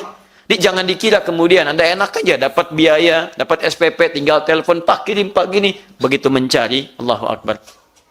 Ada masa-masa ketika telepon orang tua itu menangis di malam hari untuk mendapatkan rezeki bagi anak yang meminta ya, pada hari-hari yang dijanjikan. Tapi ketika berapa jam belum terpenuhi, silakan. Kadang ini dijual, itu dijual dan sebagainya. Ditolong ingat-ingat kalau sedang punya masalah dengan ayah, Anda mikir dulu kalau mau marah. Mikir dulu, demi Allah saya katakan, coba mikir dulu. Karena kalau ayah sudah tidak ada, Anda baru tahu betapa sayangnya ayah Anda kepada Anda. Paham ya? Baik. Belum selesai. Kapan itu dikerjakan? Ternyata bukan saat kita dewasa saja. Sejak dalam kandungan sudah dicarikan. Begitu dilahirkan, Quran langsung perintahkan. Begitu anak dilahirkan, kata Quran, wal walidatu yurdi'na auladahunna. Hei suami, jangan kau sibukkan istrimu untuk bisa memberikan apapun untuk anaknya kecuali ASI saja. ASI, jaga emosinya. Dalam ketika lahiran, itu suami diminta untuk menjaga istri supaya stabil emosinya. Dan tidak memberikan beban yang banyak kepada istri supaya fokus memberikan ASI. Sebab kalau suasana emosi lancar, tenang, enak, ASInya kualitasnya bagus.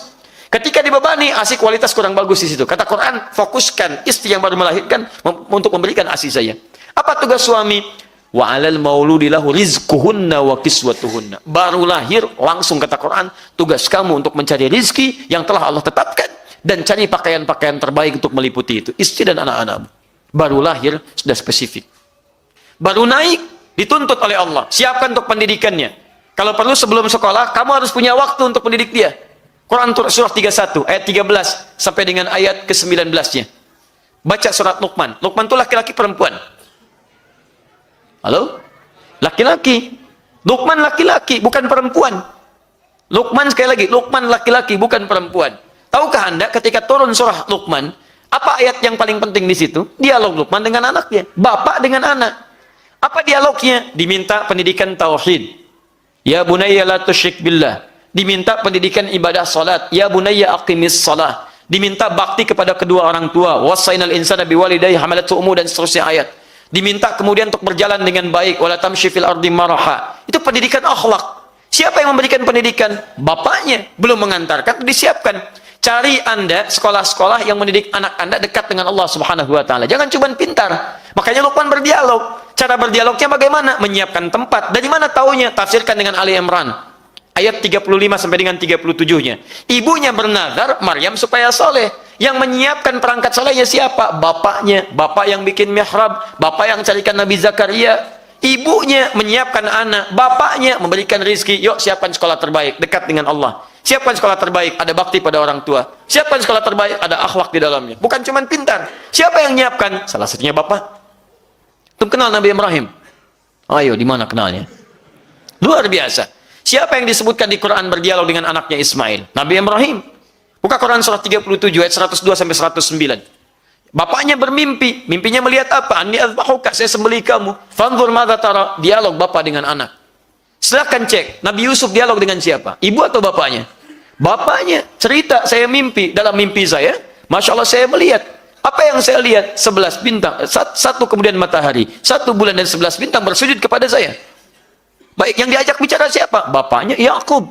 Silahkan cek setiap ada dialog di Quran, bapak dengan anak, bapak dengan anak, bapak dengan anak.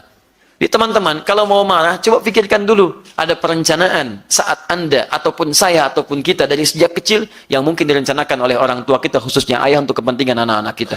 Dan hebatnya, disebut dengan qawam. Dalam nafkah itu ada qawam, insting untuk melindungi. Silahkan cek, ibu menyayangi, bapak melindungi. Ketika anak mau celaka, siapa yang paling refleks pertama itu untuk mencegahnya? Bapak. Silahkan, Anda buka YouTube, cari video tentang kepedulian ayah terhadap anak. Anda akan temukan. Begitu roda mau jatuh, bapak yang gerak. Begitu anak terpeleset, bapak yang ngangkat. Begitu ada benda-benda yang kemudian bisa berpengaruh pada keburukan, bapak yang pinggirkan. Ibu tugas kasih sayang, bapak tugas perlindungan. Lu pada saat itu kemudian tega Anda meninggalkan ayah Anda dan meninggalkannya di panti jompo. Anda siapa? Bapak Anda, merawat Anda. Kenapa setelah dewasa diberi peluang untuk berbakti dan membalasnya, Anda tinggalkan begitu saja? Anda siapa? Maka dari itu teman-teman sekalian, mari kita merubah cara berpikir kita. Kata Nabi, birra abak.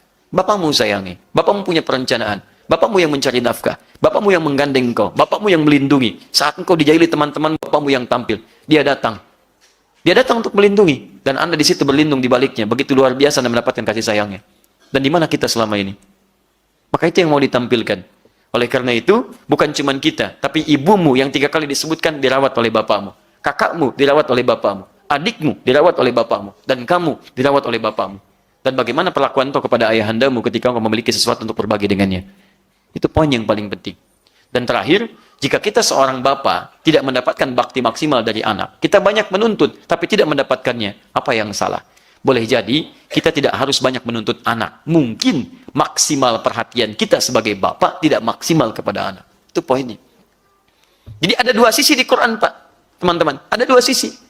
Sisi pertama, anak dituntut berbakti kepada bapak. Sisi kedua, bapak dituntut berinvestasi untuk melahirkan anak yang berbakti pada orang tua. Itu poinnya. Jadi kalau Anda mendapati anak belum berbakti kepada kedua orang tua, di akhir masa kehidupan Anda, cek dulu, barangkali saat kecil Anda tidak siapkan anak Anda untuk berbakti. Anda hanya siapkan dia jadi orang hebat. Jadi pemimpin, jadi bos, jadi direktur, jadi mudir, jadi macam-macam. Tapi Anda nggak siapkan dia jadi anak berbakti kepada Anda di kemudian hari. Itu masalahnya. Saya kasih contoh begini. Kenal Nabi Ibrahim? Ayo kenal lagi. Luar biasa. Nabi Ibrahim menikah dengan Sayyidah Sarah. Kemudian menikah dengan Sayyidah Hajar. Ya. Setelah itu dari Sayyidah Hajar melahirkan anak Ismail alaihissalam. Lahir di mana? Lahir di mana? Kanaan. Tahu Kanaan? Lampu merah, sono dikit. Ya. Pakai pesawat naik nyampe ke Palestina. Di Palestina lahirnya. Kemudian setelah lahir diminta untuk ditinggalkan di satu tempat. Ya, Quran surah ke-14 ayat 37. Biwadin ghairi dhi zar'in 'inda baitikal muharram. Tinggalkan satu tempat yang gersang, tandus tapi di sisi rumah Allah.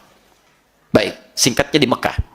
Mekah itu tandus saat itu belum ditemukan air dan seterusnya. Tumbuhan tidak tumbuh. Teman-teman, fokus baik-baik. Ibrahim kemudian berumah tangga, lahir Ismail, lahir di Palestina, singkatnya begitu. Tapi kemudian mesti dipisahkan sampai ke Mekah. Jarak Palestina ke Mekah berapa lama? Ya, kalau dulu belum ada pesawat ya. Saya ilustrasikan kalau pakai bis saja kurang lebih sehari 2 malam, kurang lebih. Ya, coba ilustrasikan kalau Anda jalan kaki dari Palestina ke Mekah. Saya ini Palestina, Palestine, ke Mekah. Jalan kaki berapa lama? Yuk kita ilustrasikan. Ini Ibrahim alaihissalam, ini Ismail dan ibundanya alaihissalam. Fokus ini. Lihat baik-baik. Ibrahim Nabi bukan? Alaihissalam. Nabi. Rasul bukan? Rasul. Baik. Apa gelarnya? Khalilullah. Gelar pertama. Ya. Wattakhadallahu Ibrahim khalila. Allah menjadikan Ibrahim sebagai khalil yang sangat dekat dengan Allah. Sangat dekat dengan Allah. Baik, Abul Anbiya, bapaknya para nabi.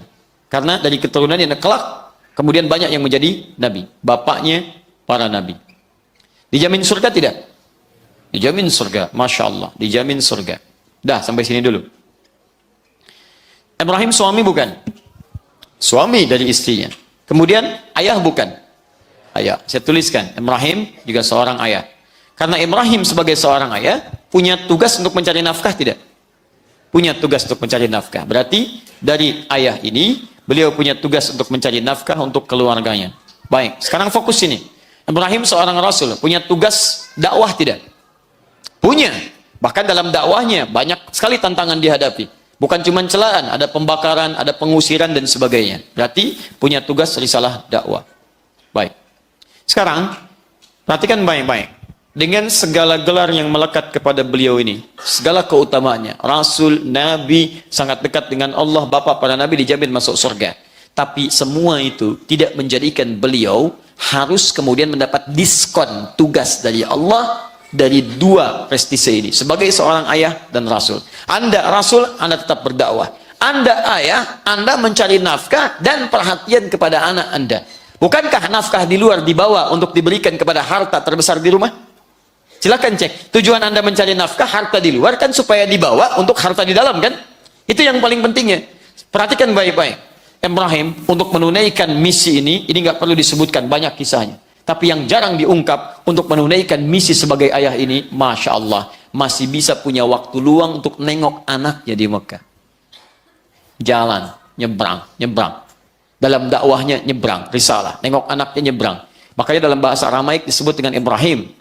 Ya, dari kata Ibrahim, Abraham. Ya, salah satu maknanya sang penyeberang. Karena suka menyeberang, lewat dakwah, tengok, berikan kasih sayang. Tapi dalam bahasa Arab tempo dulu disebutkan juga, itu terambil di Aramaik salah satunya dari makna Abun Rahim. Abun Rahim. Bapak yang sangat penyayang. Yang dengan kasih sayangnya, dia menembus segala medan untuk bisa memberikan kasih pada anaknya. Anda bisa bayangkan, Bapak ini Nabi, Rasul, dekat dengan Allah, Abul Anbiya, dijamin masuk surga. Di balik segala kesibukannya dalam dakwah dan nafkah, masih sempat menengok anaknya dalam perkembangannya di Mekah. Yang nggak ada pesawat, nggak ada bis saat itu, nggak ada motor. Jalan, tengok, diberikan perhatian. Apa yang terjadi? Begitu perhatian diberikan dengan maksimal, maka ada feedback dari anak. Ada sesuatu yang terjadi di anak, punya perasaan. Bapak saya nih, lihat saya, memastikan pertumbuhan saya, memastikan kedewasaan saya. Di anak tuh punya rasa. Akhirnya apa? Allah pertemukan misinya dalam satu kesatuan. Diberi tugas Nabi Ibrahim untuk meninggikan kembali bangunan Ka'bah yang hancur di masa Nabi Nuh alaihissalam. Di sini pernah saya kisahkan. Zaman Nabi Adam kemudian ada inna awwala baitan wudi'a lin-nas, rumah pertama yang dibangunkan untuk manusia.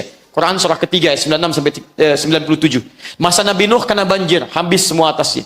Masa Nabi Ibrahim diminta pondasinya ditinggikan lagi. Pondasi disebut dengan qawaid, ditinggikan disebut yarfa. Quran surah kedua ayat 127.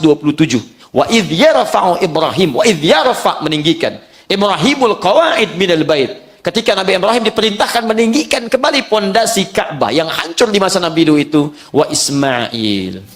Tiba-tiba misinya di Mekah. Diminta meninggikan bangunan Ka'bah. Naik. Wa Ismail. Datanglah anaknya Ismail dari belakang. Merasakan beban kerja bapaknya. Tiba-tiba mengatakan, Pak, boleh nggak saya bantu? Kalau dalam bahasa bebasnya. Lihat sini ya, saya ajarkan Anda sedikit bahasa Arab. Kalau subjeknya disebutkan bersamaan di awal kalimat, itu artinya porsi kerjanya sama. Misal, wa idh yarfa'u Ibrahimu wa Ismailu. Subjeknya dua. Ibrahim dan Ismail. Ketika Ibrahim dan Ismail meninggikan bangunan Ka'bah, maka porsi pembangunan itu sama antara Ibrahim dengan Ismail alaihissalam. Tapi ketika subjeknya dipisah, yang satu dikedepankan, yang kedua diakhirkan, itu tandanya yang duluan disebutkan lebih besar tugasnya daripada yang kedua. Perhatikan di Quran, disebutkan Ibrahim pertama, Ismailnya di belakang. Wa idh yarfa'u Ibrahimul qawa'ida minal bait wa Ismail, baru Ismail datang. Ingin menunjukkan bahwa tugas ini sebetulnya bukan untuk Ismail, tapi untuk Ibrahim. Cuman ketika Nabi Ibrahim mulai meninggikan bangunan, beliau kemudian mulai meninggikan bawah batu, menginjak-injakan pertama disebut dengan makam. Sekarang ada makam Ibrahim di sininya misalnya. Kemudian tiba-tiba datang anaknya membawa batu. Batu disebut dengan hajar. Mulai ikut menyusun-nyusun. Ketika susunannya mulai berbentuk disebut dengan hijar. Kalau jadi ruangan disebut dengan hujrah. Kalau banyak ruangannya disebut dengan hujurat. Teman-teman tiba-tiba datang. Kalau dalam bahasa kita, Pak, boleh nggak saya bantu? Bikin sehingga area ini sampai sekarang disebut dengan Hijr Ismail. Teman-teman sekalian, perhatikan baik-baik. Ketika Ibrahim memberikan yang terbaik untuk anaknya, anak merasakan beban ayahnya.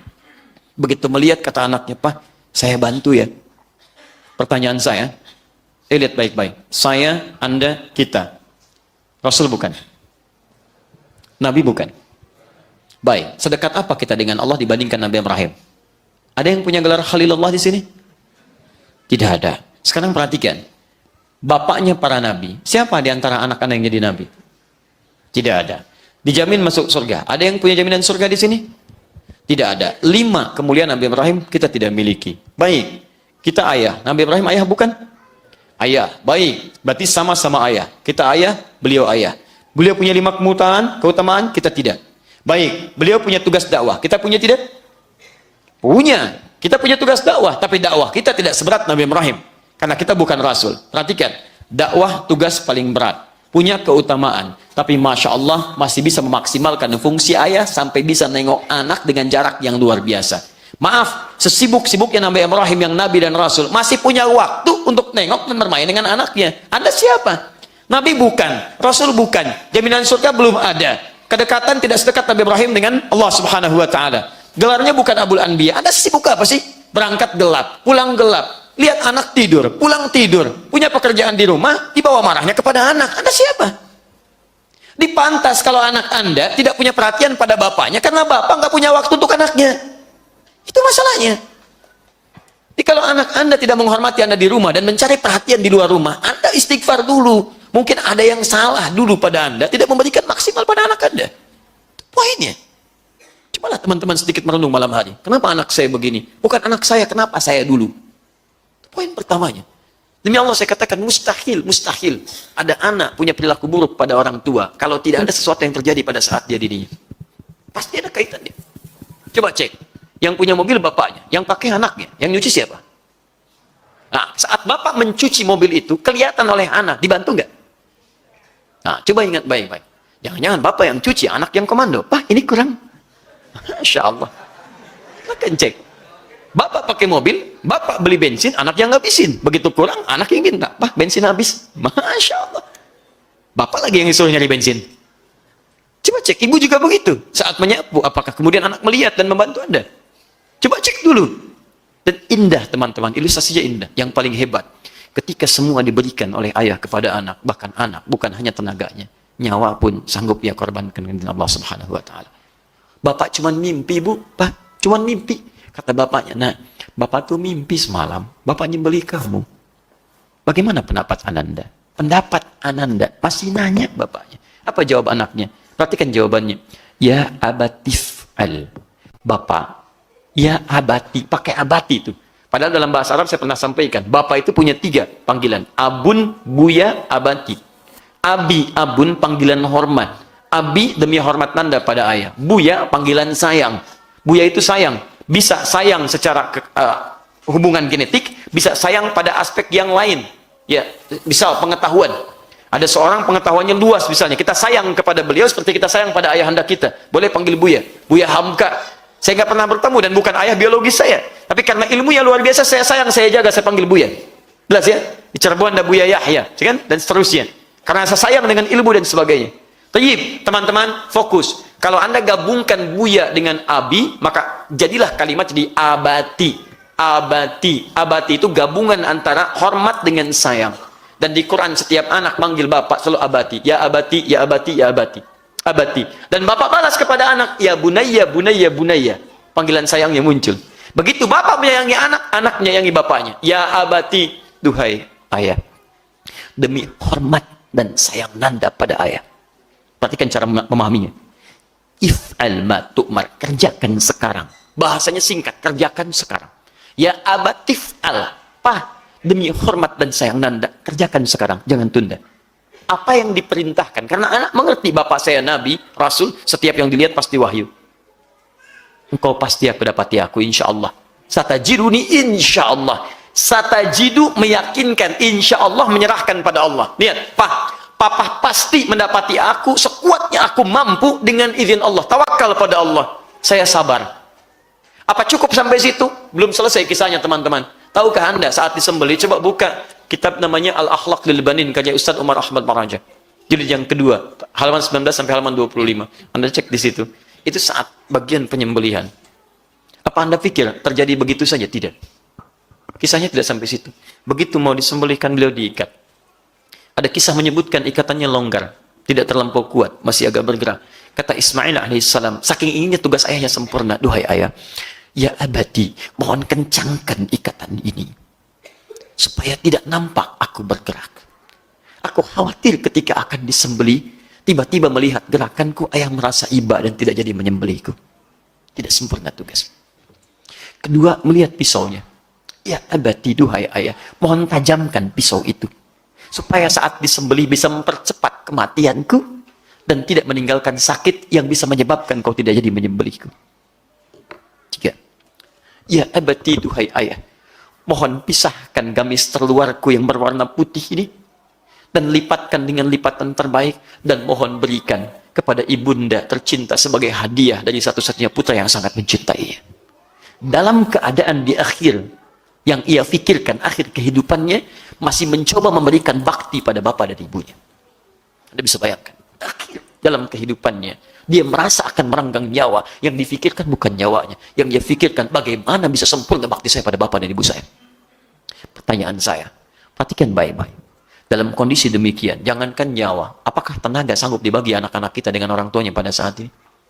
Jangan ngetes yang tinggi-tinggi dulu lah, tes yang kecil-kecil. Yang tinggi agak susah. Kalau mau tinggi silahkan coba pulang dari sini, anak Anda ajak bicara. Kak, kenapa Pak? Tadi Papa kajian di Muhajirin. Kenapa? Tiba-tiba Bapak dapat ilham menyembelih kamu. Papa, ustadznya sesat. Oh, Masya Allah. Kena tahdir saya. Luar biasa. Bayangkan. Jadi teman-teman, silakan cek. Apa-apa yang terjadi saat ini. Bapak dirawat di rumah sakit. Dulu waktu kecil bisa bertukar nyawa. Tukar nyawa. Dalam pengertian tanda petik ya. Tanda petik maksud saya, dok, cobalah apa yang terbaik. Ya Allah, saya mohon ya Allah. Kalau memang kau berikan kesempatan hidup, gak apa-apa saya saja yang diambil ya Allah. Anak saya berikan kesempatan. Tukar. Mau diberikan. Yang terbaik cari sana sini. Balik teman-teman sekalian. Usia ayah Anda 107 tahun. Anda 37 tahun. Ayah Anda sudah pasang infus, sudah sekarat macam-macam dan sebagainya. Berani nggak mengungkapkan kalimat itu? Ya Allah, ayah saya ya Allah, saya saja yang diambil ya Allah. Hampir mustahil. Kalau memang itu yang terbaik menurutmu ya Allah, nggak apa-apa. Masya Allah. Siapa? Apa maksimal kita yang bisa berikan dalam kehidupan? Jelas ya? Jadi ini yang bisa saya sampaikan dalam kesempatan ini. Penyebutan sekali bukan ingin mengecilkan peran ayah, tapi ingin menegaskan dari sekali ini banyak turunan fungsi yang luar biasa. Yang kedua, yang dituntut bukan perbandingan antara ayah dengan ibu. Gak akan selesai perbandingan itu. Yang dituntut adalah maksimal kita berbakti kepada ayah dan ibu. Seperti apa kita bisa berikan dalam kehidupan harian kita. Ketiga, kalau ada hal-hal yang kurang menyenangkan dalam bakti kita, maka ingat-ingat turunan fungsi dalam kehidupan. Dan yang keempat, yang terakhir teman-teman sekalian, jika ada hal yang kita inginkan belum maksimal kita dapatkan dari bakti anak, maka rajin-rajinlah beristighfar kepada Allah. Barangkali saat dulu itulah belum maksimal perhatian kita kepada anak-anak kita. Semoga Allah mengampuni kita semua. Saya mohon izin memberikan masukan. Saya mohon bagi setiap anak, jika masih ada orang tuanya, dalam pembahasan malam ini ayah, maka saya mohon pada setiap anak, maksimalkanlah bakti pada ayah Anda. Karena saat satu atau keduanya sudah tidak ada, maka Anda tidak akan memiliki kesempatan yang maksimal lagi untuk menggandengnya. Saya punya ayah dan wafat saat saya masuk tingkatan tsanawiyah. Hanya 2 pekan saya masuk pesantren, kemudian beliau wafat. Anda tahu, saat saya dititipkan oleh Allah sesuatu untuk bisa berbagi dan punya keinginan untuk bisa menggandeng keduanya di tanah suci, tahu yang terjadi? Tangan kanan kami hanya mampu menggandeng ibu saya. Dan yang kiri seakan-akan tidak ada yang tergandeng pada saat itu. Maka saya katakan pada Anda, jika ayah Anda masih hidup, ibu Anda masih hidup, gandenglah dengan kedua tangan Anda, setidaknya sapa dengan lisan Anda, karena saat tidak ada, kesempatan itu tidak akan pernah berulang. 2, pada para ayah, saya wasiatkan kepada Anda semua dengan pesan yang kuat. Dunia itu kecil teman-teman. Setiap orang berusaha untuk mendapatkan kebahagiaannya. Tapi kebahagiaan hakiki bagi setiap orang tua adalah ketika ia berinvestasi untuk akhlak dan bakti anak-anaknya. Kalau cuma cari dunia, Anda kalah bersaing. Karena yang tidak beriman pun mengejar dunianya. Maka ayah-ayah beriman, dia akan berinvestasi dengan tenaga waktu, pikiran, ilmu dan segalanya agar anaknya bisa memberikan yang terbaik untuk kedua orang tuanya kelak. Minimal kalau bukan di dunia, siapkanlah mereka untuk memberikan mahkota bagi Anda di akhirat nanti. Masa dari satu anak tidak hafal Quran, dititipkan 2 anak belum hafal Quran, 3 anak belum hafal Quran, Anda butuh berapa anak lagi untuk mewujudkan semua itu? Saya kira itu yang saya sampaikan, mudah-mudahan jelas untuk dipahami. Saya sudah menunaikan tugas sebagai seorang da'i berdakwah kepada Anda dengan izin Allah, maka mohon berikan saya kesempatan menjadi seorang ayah untuk bisa memberikan kasih sayang kepada anak-anak saya.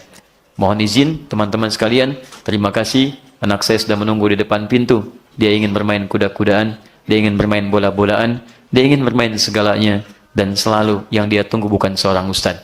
Saya tidak pernah pulang ke rumah dan anak saya memanggil ustadz. Tidak. Tapi yang dia cari adalah ayahnya. Buya, ayah, abi, dan seterusnya.